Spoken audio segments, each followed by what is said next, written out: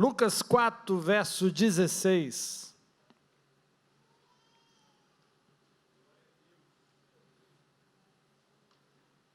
Lucas 4, verso 16. O texto diz o seguinte: então ele veio para Nazaré, onde havia sido criado. E como era seu costume, ele foi à sinagoga no dia de sábado e levantou-se para ler. E ele recebeu o livro do profeta Isaías, e quando ele abriu o livro, ele encontrou o lugar onde estava escrito: o Espírito do Senhor está sobre mim, porque ele me ungiu para pregar o evangelho para o pobre, enviou-me a curar os quebrantados de coração, a proclamar liberdade aos cativos e restauração da vista para o cego, para pôr em liberdade os oprimidos, para proclamar o ano aceitável do Senhor. Em seguida fechou o livro, devolvendo-o ao atendente, sentou-se. E os olhos de todos os que estavam na sinagoga estavam fixos nele. E ele começou a dizer a eles: hoje essa escritura se cumpriu em sua audição. Assim todos deram testemunho dele e se maravilharam com as graciosas palavras que saíram de sua boca. E eles disseram: este não é o filho de José? E ele lhes disse: certamente vocês me dirão este provérbio: médico, cure a si mesmo. O que quer que tenhamos ouvido falar em Cafarnaum, faça também aqui no seu país.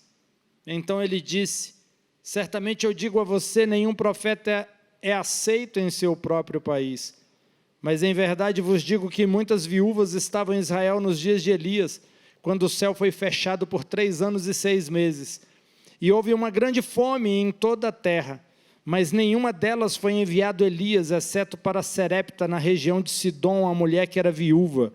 E muitos leprosos estavam em Israel no tempo do profeta Eliseu, e nenhum deles foi purificado, exceto Naamã, o sírio. Todos os que estavam na sinagoga ao ouvir essas coisas encheram-se de ira, e levantando-se o expulsaram da cidade. E eles o conduziram até o cume da colina em que sua cidade foi construída, para que pudessem jogá-lo de cima do penhasco. Então, passando pelo meio deles, ele seguiu seu caminho. Jesus, ele chega na sua terra natal, ele chega em Nazaré, onde nasceu, onde foi criado, onde as pessoas o conheceram. E a afirmação que desencadeou esse discurso de Jesus, dando exemplo de 2 milagres, um de cura e o outro de provisão, foi a seguinte frase: não é este o filho de José? Jesus era desprezado por ser apenas o filho do carpinteiro. As pessoas achavam que conheciam Jesus. O mundo não consegue entender os caminhos da graça. Por isso o mundo sempre nos julga por nossas credenciais. Eu te conheço. Você não pode fazer tal coisa. Como assim? Você falando essas coisas? A verdade é que você não conhece de fato um filho de Deus, porque dentro de cada filho de Deus existem coisas que o próprio Deus colocou, que vai te surpreender, caso você reconheça ele como um profeta na sua vida. Eles não reconheceram Jesus. Esse é o filho de José, aquele que a gente viu crescer, aquele que fez a cadeira que eu tenho lá em casa, que eu sento hoje. Eu sei quem ele é. Entenda, o mundo, ele quer te reconhecer pelas suas credenciais, pelo que você adquiriu, pelo que você se tornou, pelo que você fez, pelo esforço executado. Mas a graça não considera essas coisas. A graça é loucura para o mundo, a graça é loucura para os homens. Porque Deus pega aquele que não é e faz com que ele seja. E Deus pega aquele que é e reduz ele a pó. Ei, a graça nos basta. Deus pode te usar, não importa quão manchada seja a sua origem. Não importa se seu passado é sombrio ou glorioso. Quando Deus toca a sua vida, a bagunça se organiza. Deus pode usar você independente de suas qualificações, independente do que você tem nas mãos, porque o que Deus usa é você, e Ele muitas vezes só precisa que você esteja vazio para que Ele te encha. Deus não usa pessoas cheias. Primeiro, esvazie. Apóstolo Paulo se esvaziou. Ele era um religioso, ele era um estudioso. E em algum momento, quando ele encontra Jesus, que Jesus cruza o caminho dele, ele fala, olha, tudo que eu aprendi, tudo que me ensinaram, tudo que eu estudei, não é nada diante do que me foi revelado. Ele se esvaziou do que ele sabia, do que ele era, das suas qualificações. Deus também pode usar você que tem uma boa formação. Você que tem qualificações naturais, Deus pode te usar também, desde que seus olhos não estejam no que você tem. Desde que os seus olhos não estejam naquilo que você conquistou, no natural. Desde que sua confiança não esteja no homem, em você mesmo. Porque a confiança no natural, a confiança na força humana nos impede de viver aquilo que Deus tem para nossas vidas. A graça é impedida de fluir em nossas vidas quando os olhos dos homens estão no natural. Vemos isso claramente na vida de personagens bíblicos. Judá e Baraque colocou sua confiança no homem ao invés de Deus, mesmo tendo uma promessa, mesmo tendo uma palavra, mesmo tendo uma direção. Juízes capítulo 1, verso 1 vai dizer: e sucedeu, depois da morte de Josué, que os filhos de Israel perguntaram ao Senhor, dizendo: quem dentre nós primeiro subirá aos cananeus para pelejar contra eles? E disse o Senhor: Judá subirá, eis que entreguei esta terra na sua mão. Olha só, Deus está dizendo que entregou a terra na mão de Judá. Então disse Judá a Simeão, agora veja a atitude de Judá: sobe comigo a minha herança, e pelejemos contra os cananeus, e também eu contigo subirei a sua herança. E Simeão partiu com ele. E subiu Judá, e o Senhor lhe entregou na sua mão os cananeus e os perizeus, e feriram deles em Bezeque a 10.000 homens.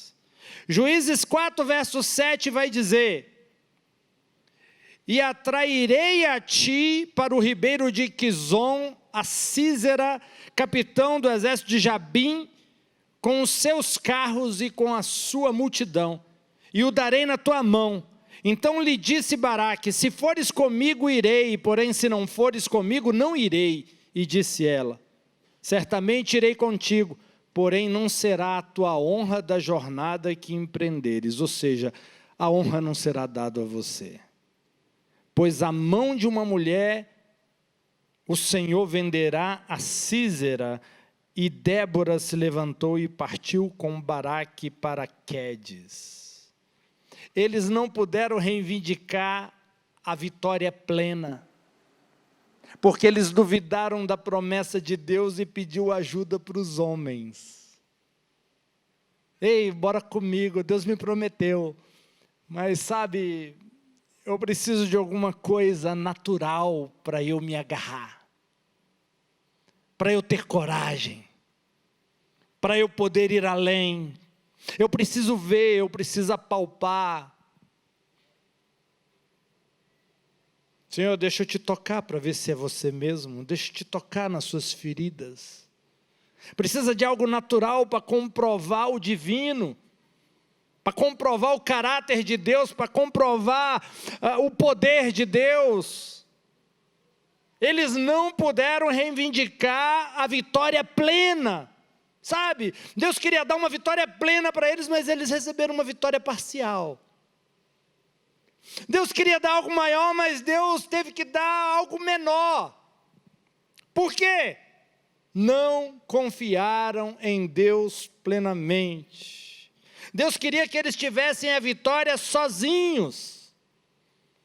Deus estava na expectativa que eles ouvissem a direção e caminhassem em direção à promessa.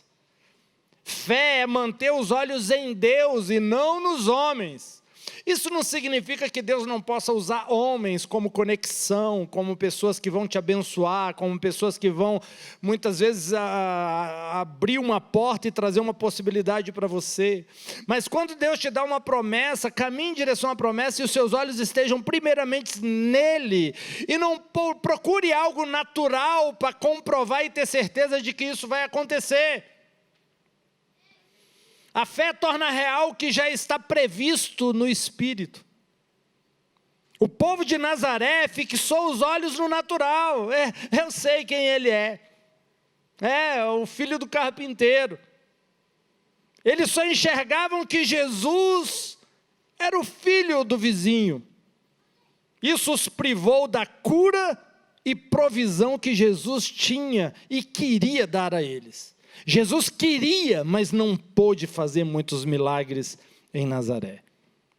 Ele queria, ele foi com a intenção. Mas aquelas pessoas estavam acostumadas com a performance. Tem que fazer para ser. E ele só é o filho do carpinteiro. Não sei o que ele fez para ter tudo isso. Que coisa estranha, até que ele fala bonito. Ele fala diferente, mas é o filho do carpinteiro. Ele não tem qualificações. Eu não sei quais os cursos que ele fez. Eu não sei se ele tem isso, se ele tem aquilo. Olharam a Jesus de forma limitada. E quando você olha para um profeta de forma limitada, o que Deus vai te dar também é limitado. E Deus gosta de colocar muitas vezes o seu milagre na vida de alguém que muitas vezes você não honra.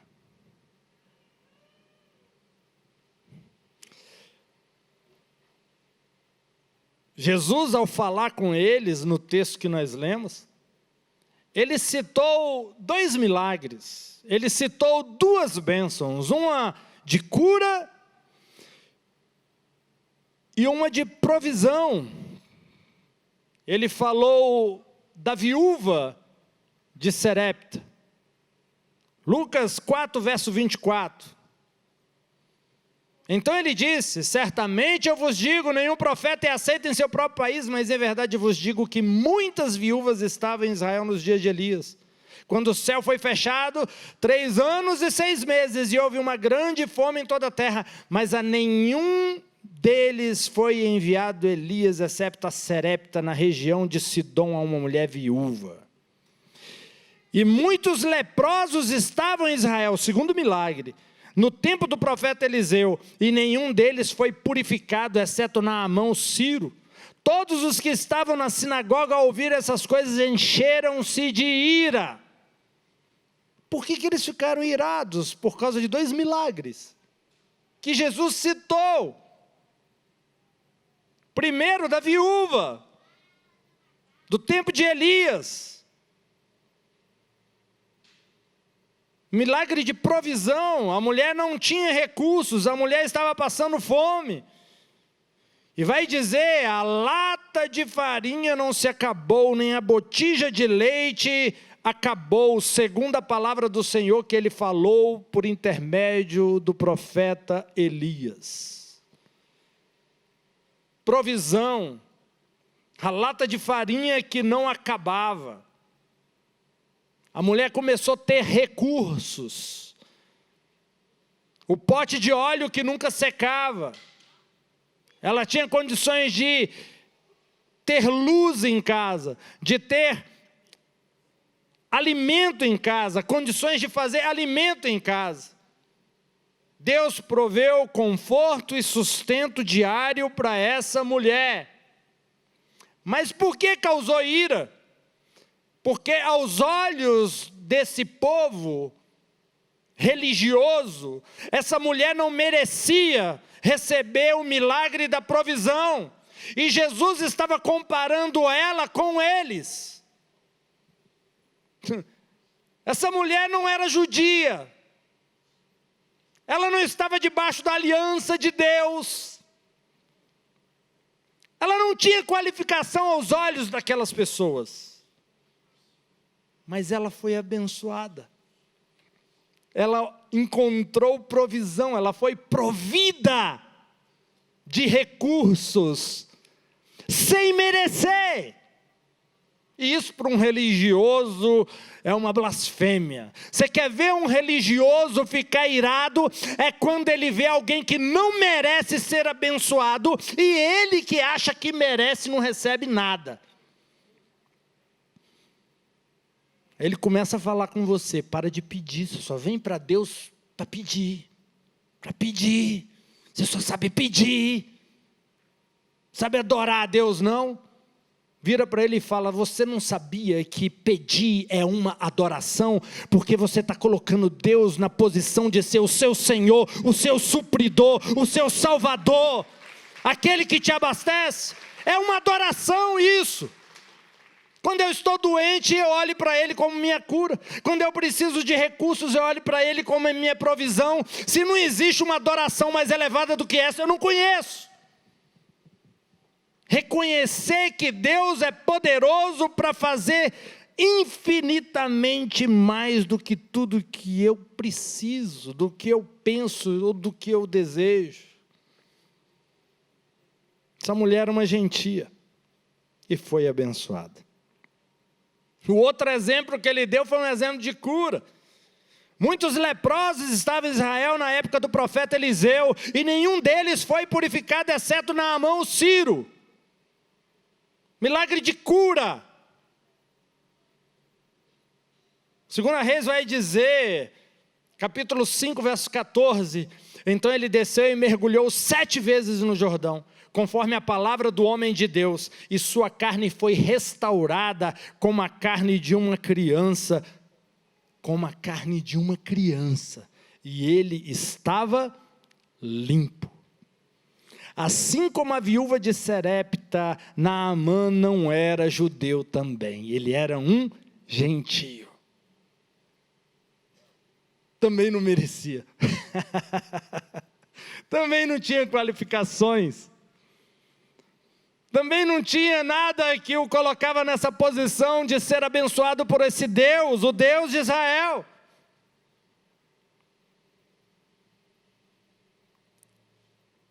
Hoje nós estamos numa posição ainda melhor do que Naamã. Não precisamos seguir esses métodos para sermos curados. Eliseu não podia tocar as mãos sobre Naamã para purificá-lo, porque na antiga aliança, se alguém tocasse um leproso, a lepra passava para ele. Na nova aliança, se alguém toca um leproso, o leproso é limpo. Jesus não precisa de um rio, basta uma palavra.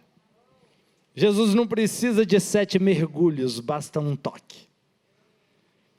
Lembre-se do leproso que foi curado em Mateus capítulo 8. Simples. Mas o povo ficou cheio de ira. O texto diz: então todos os que estavam na sinagoga, quando ouviram essas coisas, ficaram cheios de ira.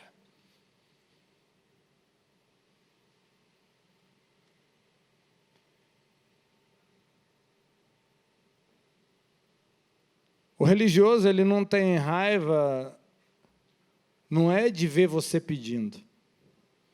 Ele tem raiva de ver você recebendo. Deus respondendo às suas orações.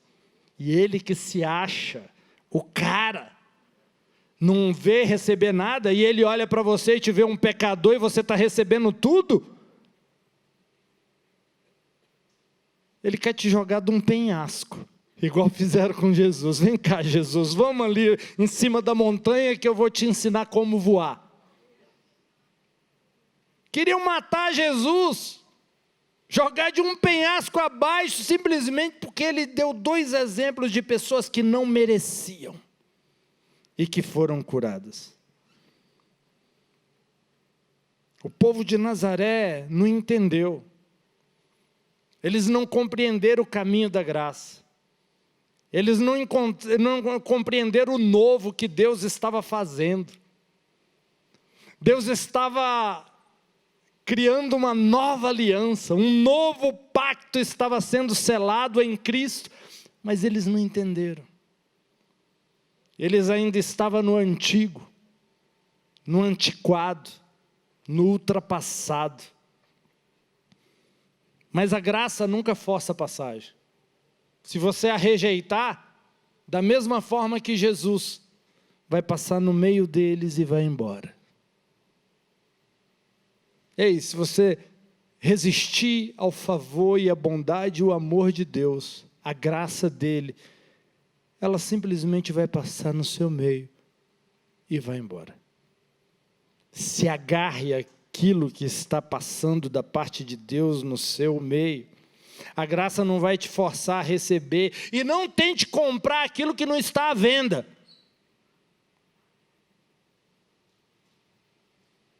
O que é recebido pela graça só pode ser recebido pela graça, não tem preço.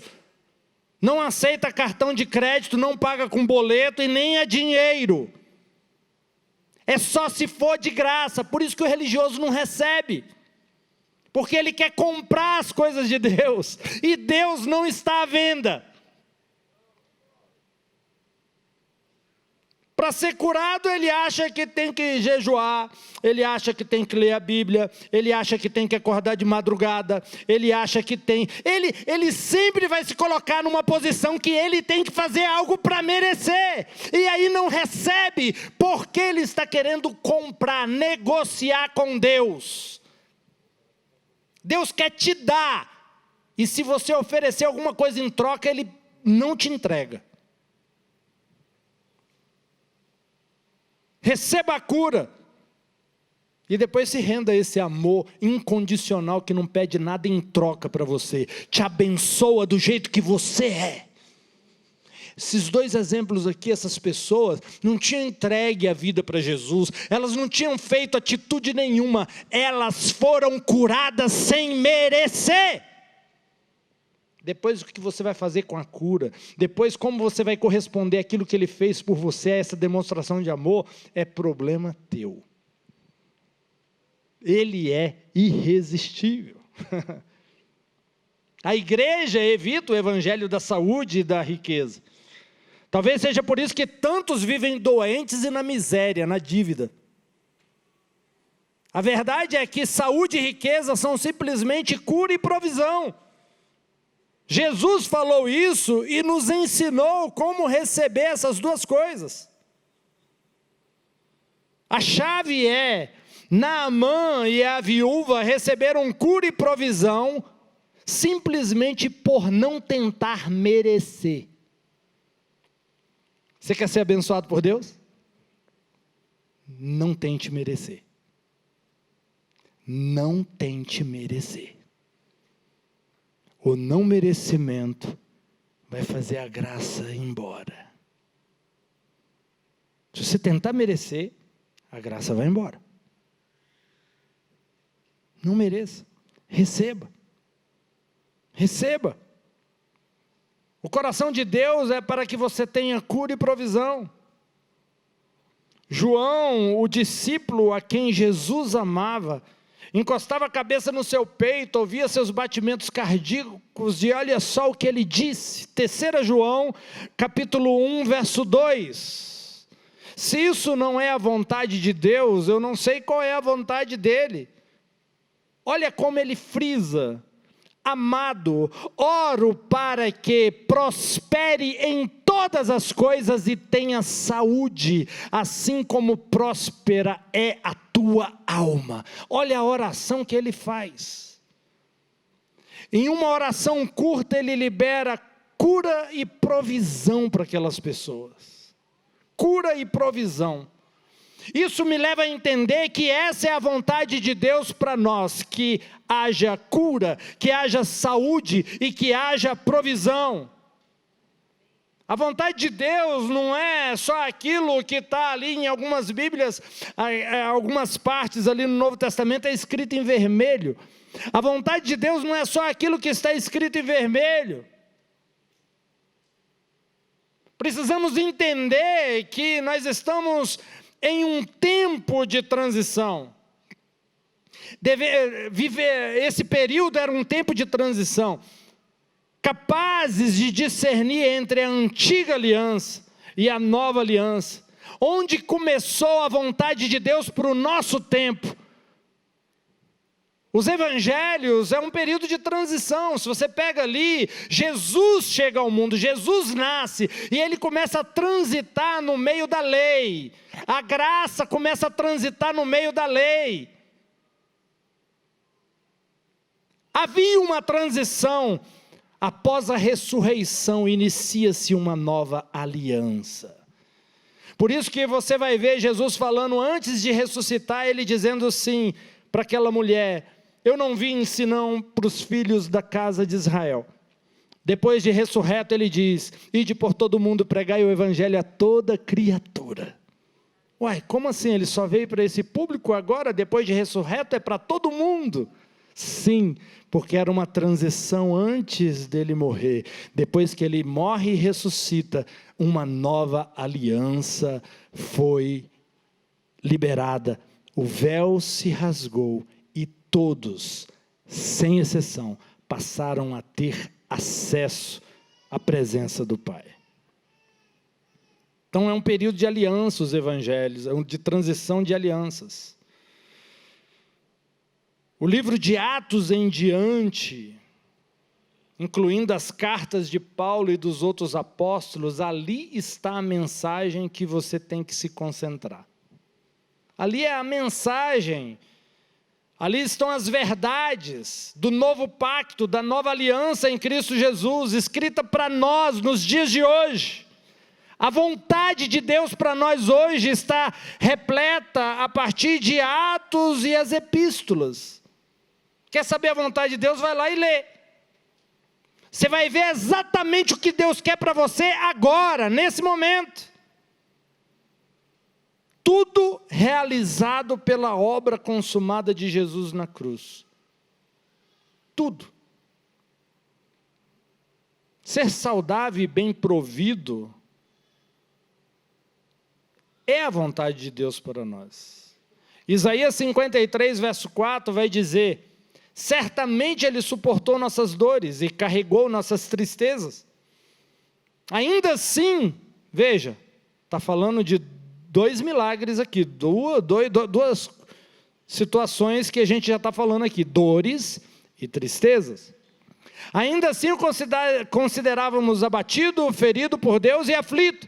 Mas Ele foi ferido por nossas transgressões, Ele foi moído por nossas iniquidades, o castigo para a nossa paz estava sobre Ele, pelas suas pisaduras fomos curados. Isaías 53 é uma profecia messiânica, que fala que Jesus pagou totalmente na cruz do Calvário. O texto diz, certamente Ele suportou nossas dores e carregou nossas tristezas. No original, dores significa doenças. Fala de cura física. Isso também é provado em Mateus 8,17, onde Isaías 53 é citado. Olha só. Mateus 8, verso 16. Ao anoitecer, trouxeram-lhe muitos endemoniados, e ele expulsou os espíritos com uma palavra e curou todos os enfermos, para que se cumprisse o que fora falado pelo profeta Isaías, dizendo, Ele mesmo tomou as nossas enfermidades e levou as nossas doenças. Mateus só está deixando mais claro a coisa, está frisando, está fortalecendo a afirmação de Isaías 53, sobre a cura de doenças físicas. Jesus quer curar você mais do que você imagina. Deus tem mais intenção na sua cura do que você mesmo. No Antigo Testamento haviam 5 ofertas que representavam o sacrifício de Cristo. E todas as ofertas de animais, Os sacerdotes ofertantes usavam um método que os animais morriam de forma muito rápida sem sentir dor. Eles nem percebiam o que estava acontecendo. Mas a morte de Jesus, esses animais representavam a crucificação de Cristo. Só que a morte de Jesus não foi sem dor. Ele foi ferido, machucado, castigado, açoitado. Tudo isso para que você e eu pudéssemos ser curados. Tão certo quanto aquelas chicotadas arrancaram um pedaço de carne de suas costas, tão certo como essas chicotadas, você já está curado em Cristo Jesus. Precisamos pregar a verdade de que Jesus cura nos dias de hoje. Precisamos rasgar o verbo, e os sinais vão acompanhar aqueles que crerem. A verdade é que nossa cura foi paga na cruz do Calvário. Você precisa crer nisso, precisamos falar isso, precisamos pregar isso, viver isso, acreditar nisso. Não podemos abrir mão de parte da palavra de Deus, principalmente aquilo que diz respeito à nossa promessa, à nossa herança. Não importa o que suas circunstâncias estão dizendo. Não importa o que você está vivendo. Se você passou por uma dolorosa situação, ou a morte de um ente querido, não permita que isso impeça você de acreditar e pregar que Deus cura. Não faça de situações naturais o evangelho a qual você crê. Seus entes queridos estão perfeitamente felizes com Jesus agora, afinal, essa é a nossa fé. Jesus, ele disse, aquele que morre, ele vai viver com ele. Morreu, mas vai se encontrar com Jesus. Você crê nisso? Aquele que crê em mim, mesmo que morra, viverá. Essa é a nossa fé. Essa é a nossa fé. Esse é o evangelho. Então não podemos abrir mão do fato da cura ser fornecida para nós hoje, através de Cristo, através de sua obra consumada. Devemos nos aliançar nessa verdade, nessa palavra, mesmo que as circunstâncias digam o contrário.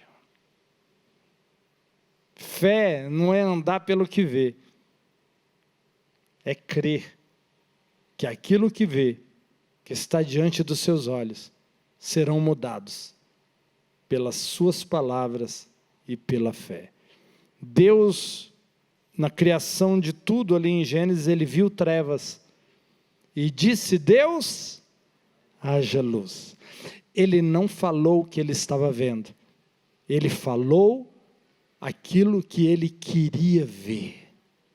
O que você está dizendo hoje? O que você está vendo? Ou o que você quer ver?